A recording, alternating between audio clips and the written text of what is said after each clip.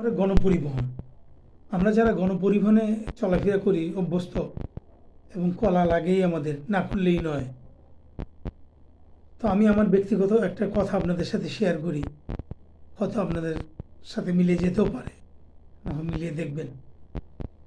কোনো গন্তব্যে যাওয়ার আগে যখনই কোনো গণপরিবহনে উঠি, উঠার সাথে কিছুক্ষণ দাঁড়িয়ে থাকি, কোথাও সিট খালি নেই, দাঁড়িয়ে যাচ্ছি।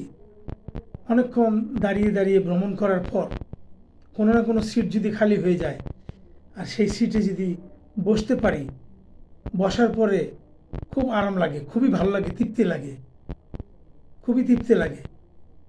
মোরাল অফ দ্য স্টোরি কি জানেন? মেহনতের পরে যে আরাম, সেটাই প্রকৃত আরাম। মেহনতের পর যে স্বাচ্ছন্দ্য, যে তৃপ্তি পাওয়া যায়, যে প্রশান্তি পাওয়া যায়, এটা অনায়াসে কোনো কিছু পাওয়াতে এর কোনো পরিতৃপ্তি নেই, এর কোনো আরাম নেই। ভালো থাকবেন।